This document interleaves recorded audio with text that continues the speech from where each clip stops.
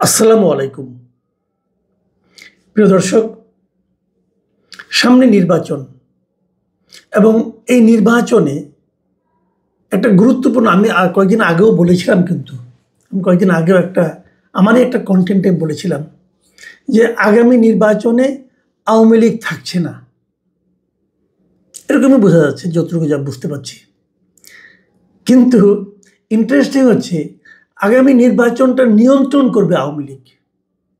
মানে আগামী নির্বাচনটা কেমন হবে সেটা আওয়ামী লীগের উপর নির্ভর করবে এবং এটা নিয়ে আমি নানা ব্যাখ্যা দিয়েছি এবং সেই ব্যাখ্যাগুলো আপনারা নিশ্চয়ই আমার মনে আছে, আপনাদের খেয়াল থাকার কথা। এটা আমি গত মাসেই করেছিলাম। এখন তার নমুনা আমরা অলরেডি দেখতে শুরু করেছি। নমুনা একাধিক আছে, আজকে একটা নমুনা নিয়ে কথা বলবো। সেই নমুনাটা হলো বিএনপির মহাসচিব মির্জা ফখরুল ইসলাম আলমগীর। উনি ঠাকুরগাঁও সদর উপজেলার মোহাম্মদপুর ইউনিয়নে একটা মত বিনিময় সভায় তিনি অংশ নিয়েছেন প্রধান অতিথি হিসেবে আজকে মঙ্গলবার 11ই নভেম্বর। এবং সেইখানে প্রধান অতিথির বক্তব্য দিতে গিয়ে তিনি একটা কথা বলেছেন। সে কথাটা হলো, আমি আপনাদের কথাটাকে হুবহু পড়ে শোনাচ্ছি। তিনি বলেছেন, আমরা প্রতিহিংসা ও প্রতিশোধের রাজনীতি করতে চাই না। আওয়ামী লীগ যেভাবে নির্বিচারে মামলা করেছে, আমরা সে পথে হাঁটতে চাই না। বরং আওয়ামী লীগের বিরুদ্ধে যত মামলা আছে সবগুলোই আমরা তুলে নেব। দেখুন, এখানে 3টা সেন্টেন্স। প্রথম দুটো খুব ভালো, তৃতীয়টা এটা ভালো কি মন্দ সে আলোচনায় যাওয়ার আগে এটা যে বিতর্কিত সেটা আপনারা নিশ্চয়ই বুঝতে পারছেন। আমি আবার বাক্যটা পড়ি যে বরং আওয়ামী লীগের বিরুদ্ধে যত মামলা আছে সবগুলো আমরা তুলে নেব। এখন এটা পড়ে আপনার কাছে অবিশ্বাস্য ঠেকতে পারে যে বিএনপি আওয়ামী লীগের বিরুদ্ধে 5ই আগস্টের পরে, গত বছরের 5ই আগস্টের পরে আওয়ামী লীগের বিরুদ্ধে যত মামলা হয়েছে, যত মামলা, এর মধ্যে অনেক হয়রানিমূলক মামলা আছে, অনেক আছে, যত মামলা আছে সেই মামলাগুলোর 90%-এরও বেশি মামলার বাদী হচ্ছে বিএনপি অথবা যুবদল অথবা ছাত্রদল অথবা স্বেচ্ছাসেবক দলের কোনো না কোনো নেতা বা কর্মী। এতে কোনোই সন্দেহ নাই।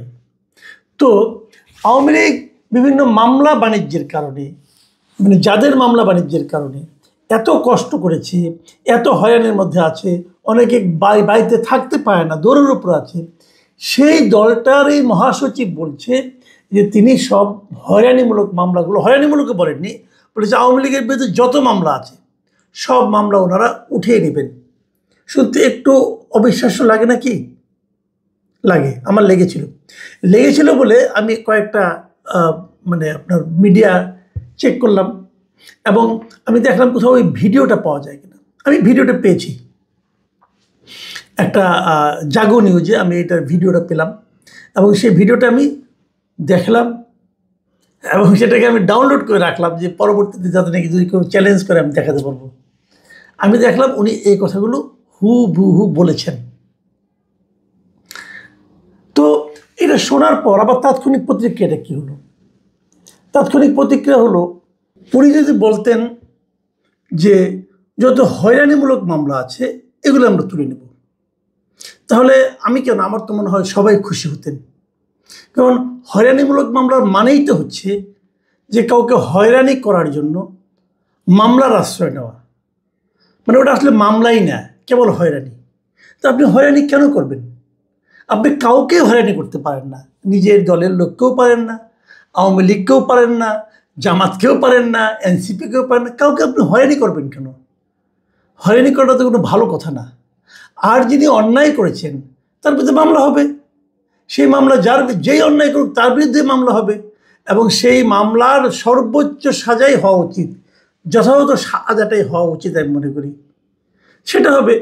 তো মামলা যদি লিগাল হয়, মামলা যদি ভ্যালিড হয়, যদি কেউ অপরাধ করে থাকে তার মামলা যদি আপনি তুলে নিতে চান, এটা কিন্তু একজন ঘুষ হয়ে যাচ্ছে।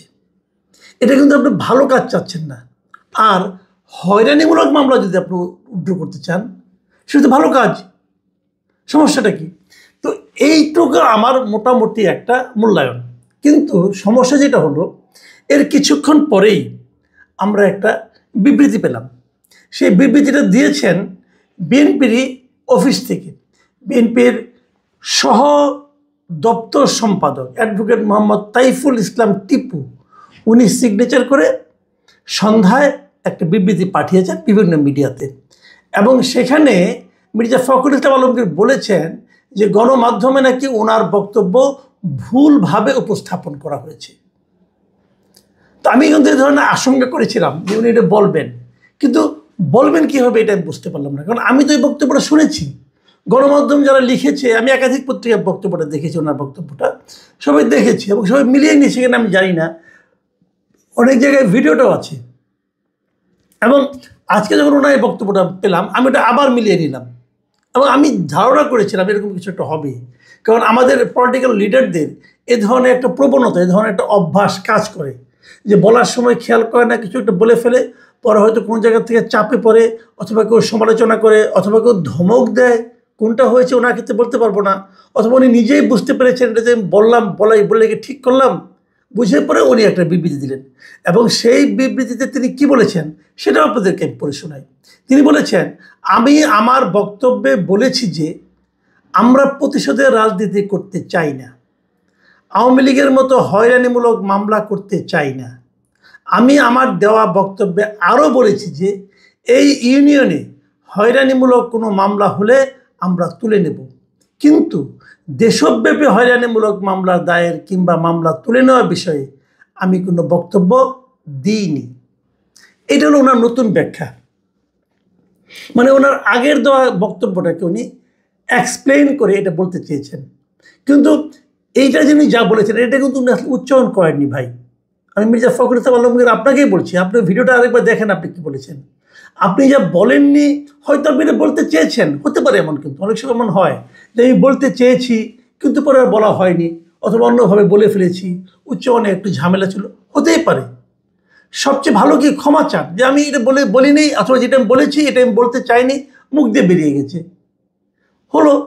কিন্তু আপনি যে ব্যাখ্যা দিলেন, এই ব্যাখ্যা দিয়ে বিষয়টাকে কিন্তু আপনি আরও আউলিয়ে ফেলেছেন ভাই, সিম্পলি আউলিয়ে ফেলেছেন, লেজে গুবরে করে ফেলেছেন।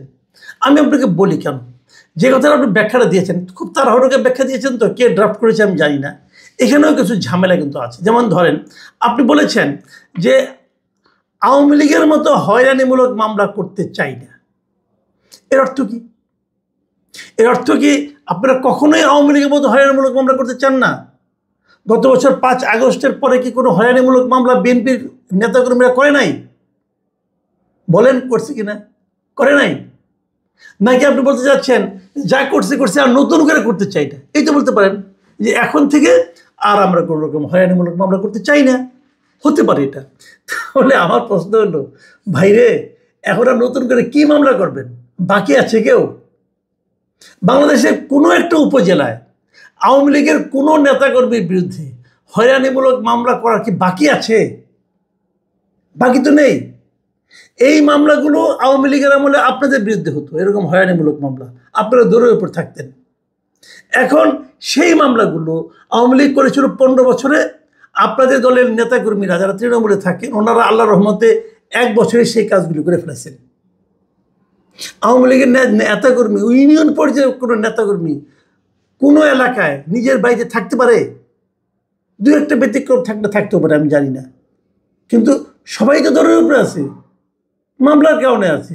বিএনপির লোকজন মামলা দিয়েছে, পুলিশ যে টাকা খাচ্ছে, বিএনপির লোকজনও টাকা খাচ্ছে, টাকা খেয়ে মামলা থেকে নাম ঢোকাচ্ছে, নাম বের করতেছে, এর বাড়ি দখল করতেছে, এর ওটা দখল করতে।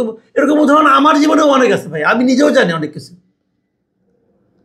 জানি। অস্বীকার করতে পারবেন? যদি পরে কখনো চ্যালেঞ্জ করেন আমি দেখাই দেবো যে কীভাবে দখল দারিত্ব চলছে। তো এগুলো তো চলছে, তাহলে কিছু তো বাকি নাই। তার মানে আপনি বলতে চাচ্ছেন আগে যা করছেন আর করবেন না, এটা নাকি আওয়ামী লীগের আমলে যা হচ্ছে সেরকম আপনারা করতে চান না? তার মানেটা কি? যেগুলি করে ফেলেছেন সেগুলি কি হবে? এটা একটা প্রশ্ন। আবার কি বলেছেন? আপনি বলেছেন যে এই ইউনিয়নে কোনো হয়রানিমূলক মামলা হলে আমরা তুলে নেব, এগুলো আপনার ব্যাখ্যা কিন্তু মাথায় রেখেন ভাই। আমার মনে হয় আপনাকে আরেকটা ব্যাখ্যা দিতে হতে পারে। তা আপনি যদি এই ইউনিয়নের মামলাগুলো তুলে নেন, তাহলে অন্য জায়গায় তুলবেন না কেন? আপনি কেবল একটা ইউনিয়নের দায়িত্ব নিচ্ছেন কেন? যদি হয়রানিমূলক মামলা হয়ে থাকে, দেশে যত জায়গায় হয়েছে, আপনি সবগুলো তুলনার কথা বলেন। কারণ আপনি তো ওই একটা ইউনিয়ন বিএনপির মহাসচিব না রে ভাই, আপনি তো সারা দেশের বিএনপির মহাসচিব। তো আপনি কেবল একটা ইউনিয়নের দায়িত্ব নিচ্ছেন কেন?